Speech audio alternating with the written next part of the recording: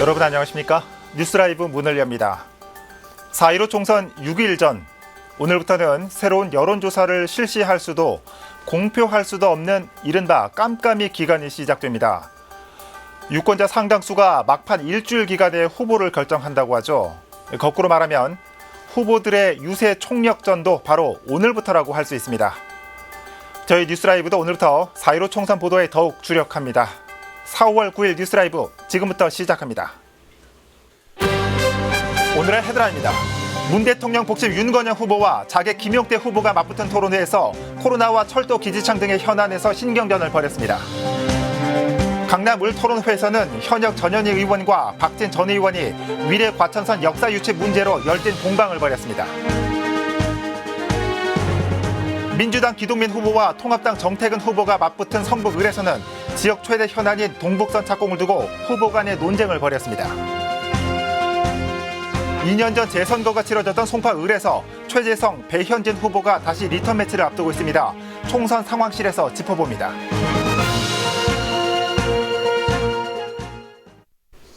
네, 오늘도 선거구별 후보 토론회 소식부터 전해드립니다. 구로구 을 선거구는 이번 21대 총선에서 주목받는 선거구 중 하나입니다. 그래서일까요? 토론회 역시 시종일관 긴장감이 가득했습니다. 공방을 거듭했던 후보들의 주요 발언 정리했습니다. 엄정규 기자입니다. 시작부터 팽팽한 신경전. 후보들이 내뱉는 단어 하나하나에는 가시가 돋쳐 있습니다. 말만 앞세우고 사사건건 발목 잡는 정당은 안 됩니다. 어느 정당이 위기를 극복할 수 있는지 판단해 주십시오. 구로는 지금 도시로서의 기능을 완전 상실해가고 있습니다. 도대체 구로가 이렇게 되는 동안 이 지역 국회의원들은 무엇을 했단 말입니까? 이번 선거는 양천구 선거도 아니고 성북구 선거도 아닌 구로구 선거라고 저는 생각을 합니다. 2차전은 코로나19입니다. 각 당의 소속별로 현 상황의 인식 차이가 여실히 드러납니다. 2차 위기인 기업들의 폐업 전쟁, 그다음에 거기에 고용된 사람들의 해고와의 전쟁에 대해서는 지금 도통 갈피를 잡지 못하고 있습니다. 저는 불리한 선거 상황을 코로나19로 이용해서는 절대로 안 된다고 주어진 시간이 다. 일부 야당은 정부 탓을 하십니다. 그래서는 안 됩니다. 전쟁 중에 장수를 흔들어서야 되겠습니까? 지역의 수건 사업인 철도 차량기지 이전 사업 주제로 넘어가면서 분위기는 절정에 이릅니다. 사업 지원의 책임 소재와 해결 적임자가 누군지, 또 논의가 지하철 1호선 지하화로까지 확장되면서 후보 간 공방이 격화된 겁니다. 저는 철도 기지창 이전처럼 16년, 20년 끌지 않겠습니다. 당연히 시작해야죠. 우리 구로에 필요한 가장 중요한 사업이면 시작해야죠. 기지창 문제가 속도는 더디지만 꾸준히 해오고 국토부 고시 절차라는 것을 남겨두고 있는 상황인데 새로운 사업을 내놓으면 이 두 가지 사업이 충돌될 수가 있습니다. 이제 구로 일동 주민들은 양측이 소년이 됐습니다. 이제 우리 정치인을 믿지 않는다고 합니다. 어떻게 우리 믿어야 된다고 생각을 합니까? 정말 이 국책사업은 힘으로 하는 게 아닙니다. 권력으로 하는 게 아니에요. 정말 진정성을 갖고. 복심, 자객, 공천불복 무소속 출마까지 그 어느 때보다 치열한 경쟁이 예고된 만큼 구로을의 선거전도 점점 달아오르고 있습니다. 델라이브 서울 경기 케이블 TV 엄종규입니다. 강남 을 선거구의 최대 화두는 교통 문제입니다. 더불어민주당 현역 의원과 3선 의원을 지낸 미래통합당 후보가 해결사를 자처했습니다. 토론회에서는 위례 과천선의 역사 유치 문제를 화두로 열띤 공방이 펼쳐졌습니다. 지혁배 기자입니다. 강남과 성남을 잇는 밤고개로가 확장됐지만 여전히 대중교통 민원이 제기되고 있습니다. 양재대로 역시 출퇴근 시간 교통정체로 몸살을 앓고 있습니다. 개포와 일원, 수서 세곡동을 선거구로 하는 강남 을 지역 후보들이 교통 문제 해결을 역점 공약으로 들고 나왔습니다. 최대 화두인 위례 과천선 착공에 대한 공방이 벌어졌습니다. 당선된 이후에 2년 만에 국가 시행 사업으로 확정을 시켰고요.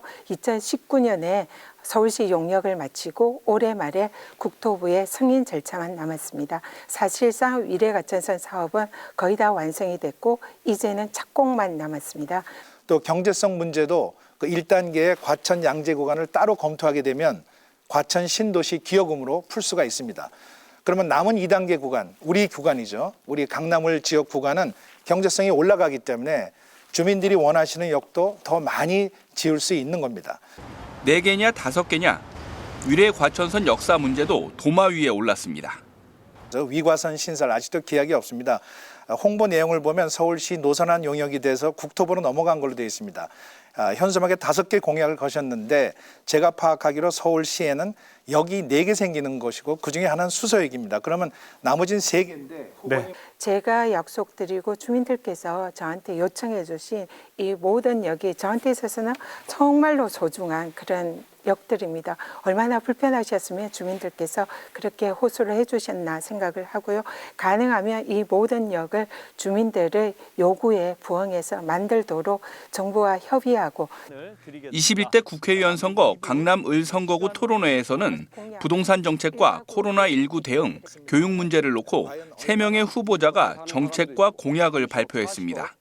강남 을에는 모두 5명이 후보로 나섰습니다. 딜라이브 서울 경기 케이블 TV 지역배입니다. 성북 을에서는 기동민 후보와 정태근 후보의 1대1 구도로 토론회가 진행됐습니다. 치열한 설전이 오간 가운데 지역 최대 현안인 동북선 착공을 두고 공방이 이어졌습니다. 이승준 기자입니다. 동북선 착공을 두고 정태근 후보가 선공에 나섰습니다. 기공식이 열린 지 6개월이 지났음에도 불구하고 아직까지 공사를 시작하지 못한 점을 파고들었습니다. 작년에 9월 달에 그것도 기공식을 저런 난데없이 2군데서 한다는 것, 이거는 실제 착공을 위해서 일을 하는 것이 아니라 뭔가 전시하기 위해서 하는 거, 이 문제를 제기하는 거예요. 기동민 후보는 대규모 개발 사업이기에 여러 이해관계가 얽힐 수밖에 없다는 입장입니다. 2조 원 이상이 들어가는 대규모 개발 사업이기 때문에 여기에 드는 이해관계자가 없을 수 없습니다. 우이신선전 역시 그런 어려움들이 있었습니다. 그렇지만 다 극복을 하고 완공을 했듯이 서울 동북선 도시철도 공사 계획대로 진행되고 있다, 이렇게 말씀 올립니다. 부동산 문제에 대해서도 두 후보의 열띤 공방이 이어졌습니다. 기동민 후보는 통합당 측이 종부세에 대해 기준 없는 반대 프레임을 씌우고 있다고 주장했습니다. 종부세 납부 대상이 전 국민의 1.2% 정도가 되어집니다. 실제 종부세를 납부할 수 있는 분들이 그렇게 많지 않은 것이죠. 그렇지만 이것이 마치 세금 폭탄처럼 국민을 옥죄고 있다, 이런 이데올로기로 활용되는 것은 저는 이제 그만 지양해야 되지 않을까 생각하고 있습니다. 이에 맞서 정태근 후보는 정책의 방향이 문제가 아니라 적용 방법이 잘못됐다고 맞받아쳤습니다. 보유세 문제도 우리 앞으로 올리는 기조를 분명히 한다 하니까 집 가지신 분들 준비하십시오 해가지고 예측 가능하게 내가 준비할 수 있도록 하고, 그리고 팔 사람들을 팔게 만들어야지, 경제 상황을 고려하지 않고 예측 가능하지 않게 갑자기 때려간다는 느낌을 받으니까 국민들이 저항하는 거예요. 한편 이외에도 원전을 비롯한 에너지 활성화와 경제 극복 방안 등 다양한 지역 현안과 국정 전반에 대한 설전이 이어졌습니다. 두 후보의 열띤 토론은 중앙선관위 홈페이지와 유튜브, 네이버 TV를 통해 다시 볼 수 있습니다. 딜라이브 서울 경기 케이블 TV 이승준입니다. 노원병 후보자 토론회에서 상계동 창동 차량기지 개발을 두고 민주당 김성환 후보와 통합당 이준석 후보가 공방을 벌였습니다. 정의당 이남석 후보는 청년 기초자산 지원을 약속했는데요. 노원병 후보자 토론회 소식 박선아 기자가 정리했습니다. 후보 공약을 발표하는 시간, 미래통합당 이준석 후보는 7만 5천 평 규모의 창동 차량기지 부지에 일산 하남 스타필드와 같은 대형 쇼핑몰과 대학교 제2캠퍼스 유치를 약속했습니다. 더불어민주당 김성환 후보는 이는 법적으로 어렵다고 질의했습니다.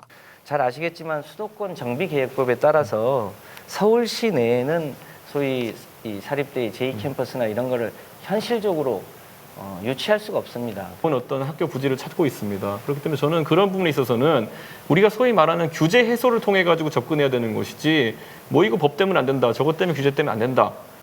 김성환 후보는 창동 차량기지 개발 부지에 서울대병원 유치 등 첨단 생명 산업단지를 조성해야 한다고 말했습니다. 병원과 의료연구소를 통해 일자리 8만 개가 만들어질 수 있다는 겁니다. 미래통합당 이준석 후보는 병원 유치는 입지적으로 적절치 않다고 질의했습니다. 도대체 신축병원을 이런 위치에다가 아파트 단지 한가운데다가 지어가지고 아까 말했던 것처럼 장례식장이나 응급실 이런 시설로 인해 가지고 주거 환경에 다소 무리를 줄 수 있는 이렇게 추진한 이유가 뭡니까? 바이오 대기업과 연구소가 연구를 하면 어디선가 임상하고 치료하는 시설이 필요하거든요. 그래야 그것이 다시 연구소로 피드백을 되는 거니까요.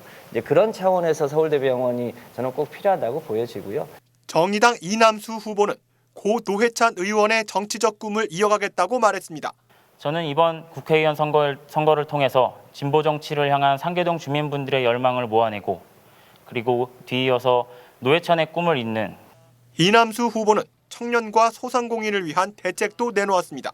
만 20세가 되는 모든 청년에게 기초자산 3천만 원을 지급하는 정책입니다.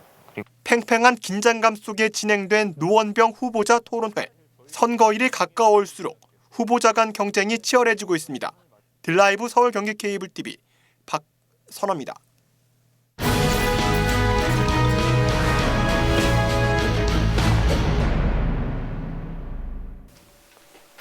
딜라이브 21대 총선 상황실입니다. 오늘은 송파을로 가봅니다. 송파을 최대 현안인 부동산 정책을 두고 여야 후보들이 표심 공략에 나서고 있습니다.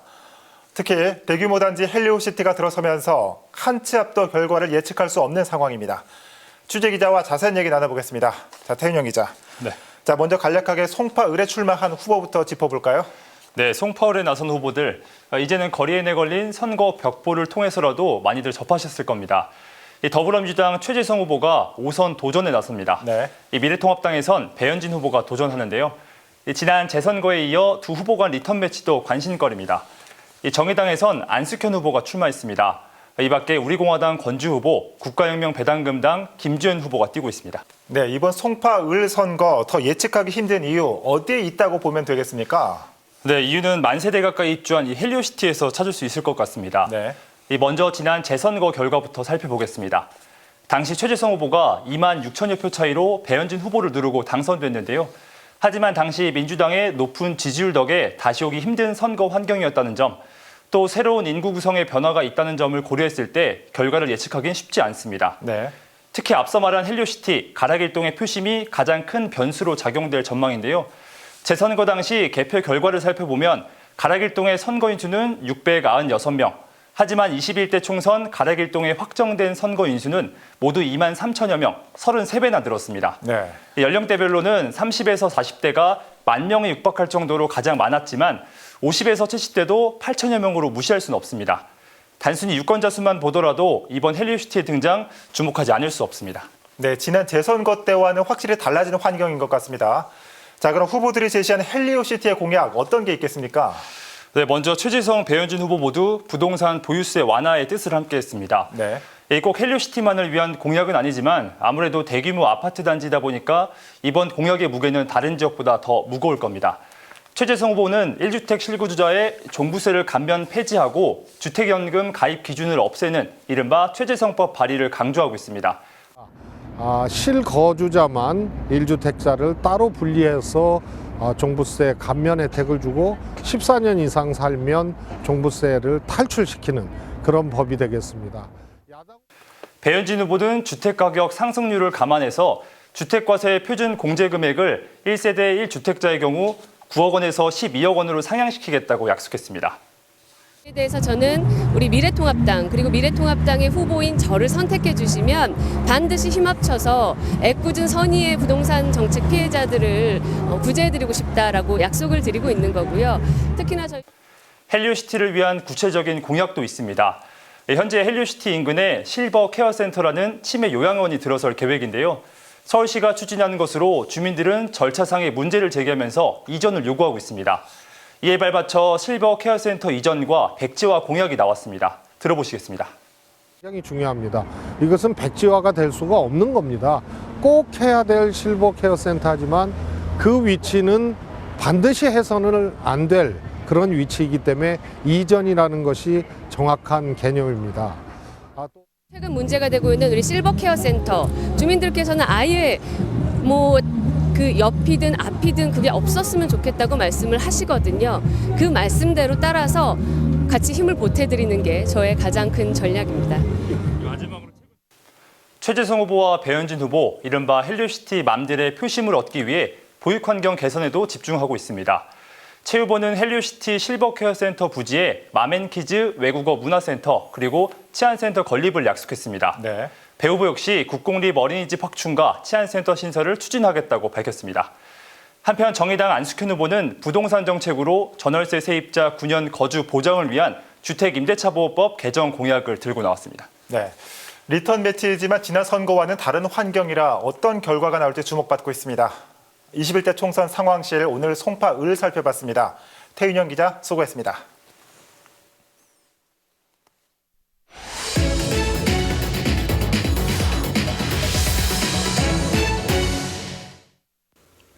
(21대) 총선 사전투표가 내일부터 이틀간 진행됩니다.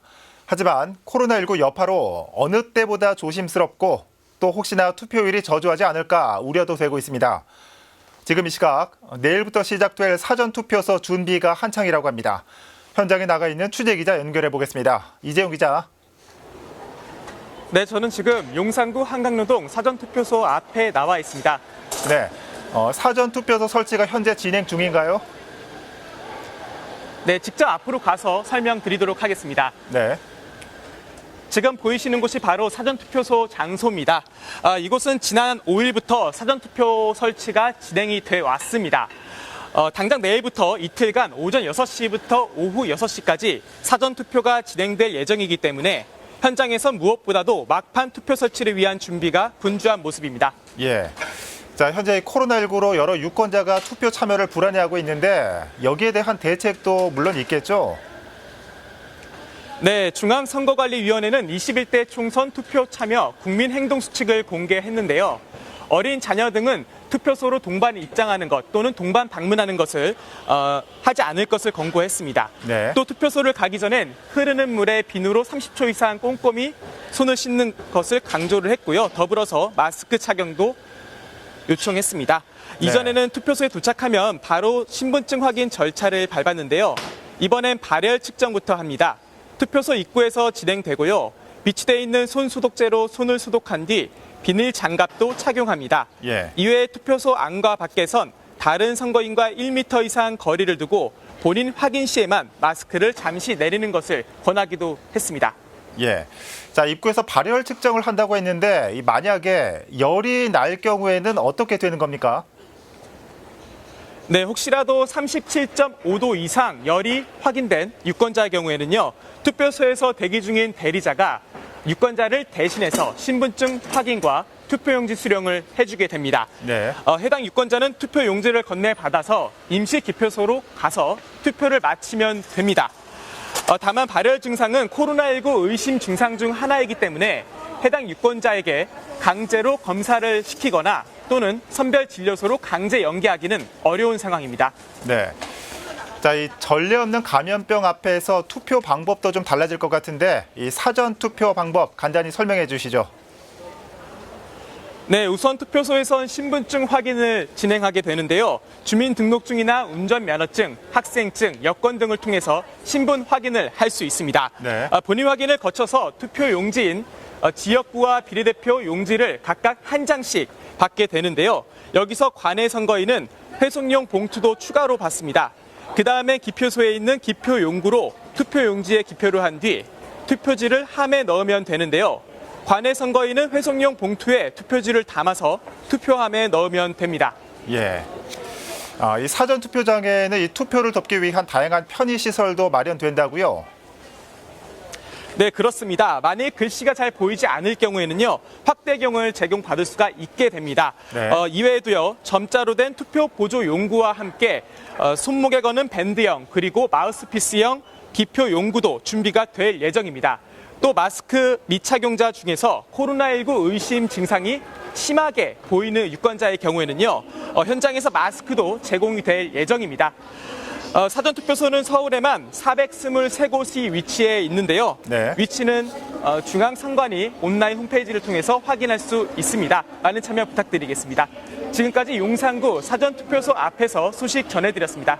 네, 이재용 기자 수고했습니다. 이렇게 선관위 차원에서도 만반의 준비를 하고 있으니까요. 개인 위생 신경 쓰면서 꼭 한 표의 권리 행사하셔야겠습니다. 내일부터 시작되는 사전투표소 미리 살펴봤습니다.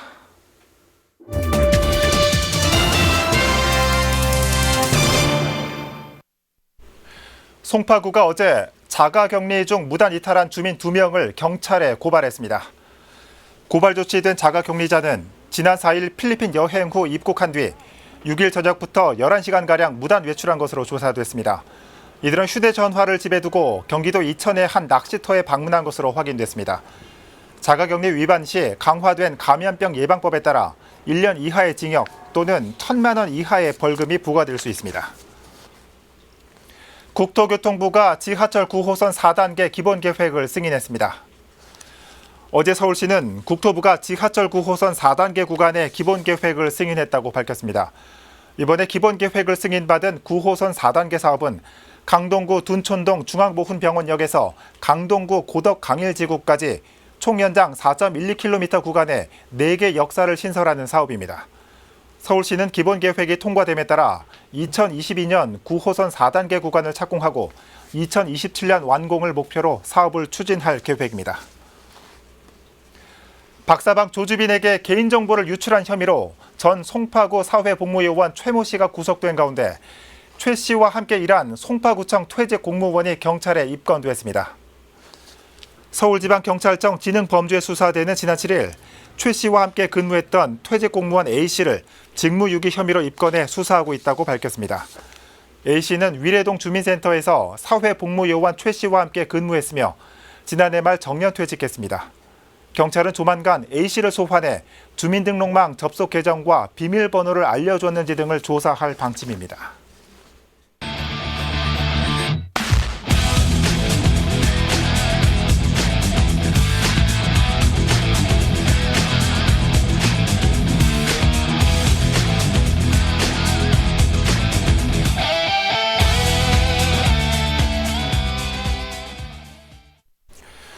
선거 때만 반짝 찾는 전통시장, 선거 때만 줄줄이 나오는 선심성 공약들.